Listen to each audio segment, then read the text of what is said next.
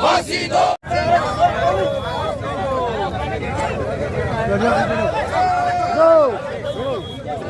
Madam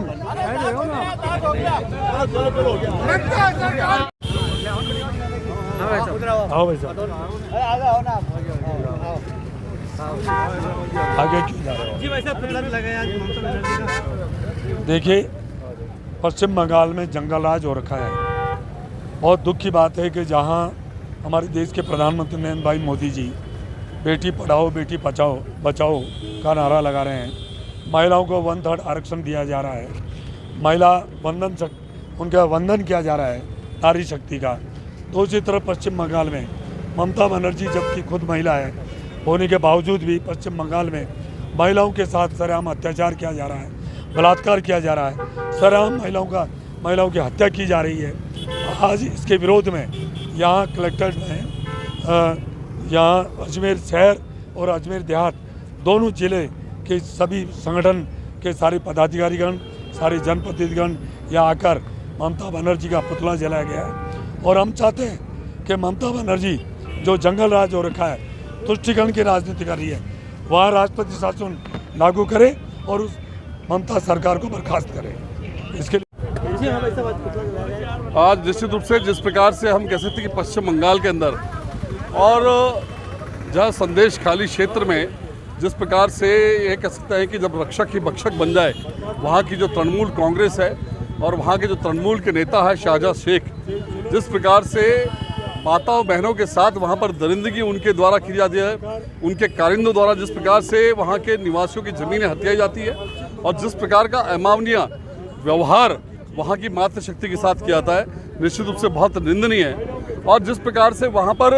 जब ED की जांच करने ईडी की टीम पहुँचती है, उस ईडी की टीम पर हमला होता है, जब वहाँ महिला आयोग के कार्यकर्ता पहुँचते हैं उन पर हमला होता है, तो कुल मिलाकर के लगता है कि इस देश में कहीं कानून, उस प्रांत में, राज्य में कहीं कानून नाम का पश्चिम बंगाल में कहीं कोई दृश्य नहीं आता। और इसी कारण निश्चित रूप से भारतीय जनता पार्टी ने पूरे देश भर में आज संदेश खाली की इस घटना को लेकर के और वहाँ के जो इस प्रकार से हम कह सकते हैं कि रावण के रूप में जिसको संज्ञा दी जा सकती है, वो जो शाहजहां शेख है उसके विरोध में और ममता बनर्जी के विरोध में आज पूरे देश भर में पुतले फूंकने का काम किया है। और हमने साथ साथ ये भी मांग करते हैं कि पश्चिम बंगाल में जिस प्रकार के हालात अभी वर्तमान में बने हुए हैं कि वहाँ पर आम आदमी का जीना दुर्भर हो चुका है, माताएं बहनें संदेश खाली में 6 बजे बाद अपने घरों से नहीं निकल सकती, वहाँ पर मीटिंगों के नाम पर जिस प्रकार से महिलाओं को बुलाया जाता है और महिलाओं को बुलाने के बाद उनके साथ जिस प्रकार से अत्याचार होता है, बलात्कार की घटनाएं होती है, ये निश्चित रूप से निंदनीय है। और इसीलिए कहीं ना कहीं भारतीय जनता पार्टी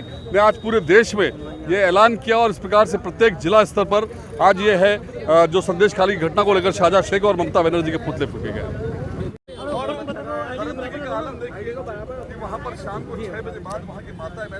कांग्रेस के शासन से कम्युनिस्ट शासन तक और तृणमूल के शासन तक लगातार महिलाओं पे तो अत्याचार की घटना बंगाल में हो रही है। हम जैसे कार्यकर्ता जब वहाँ चुनाव में गए तो जाकर के उस स्थिति को हमने देखा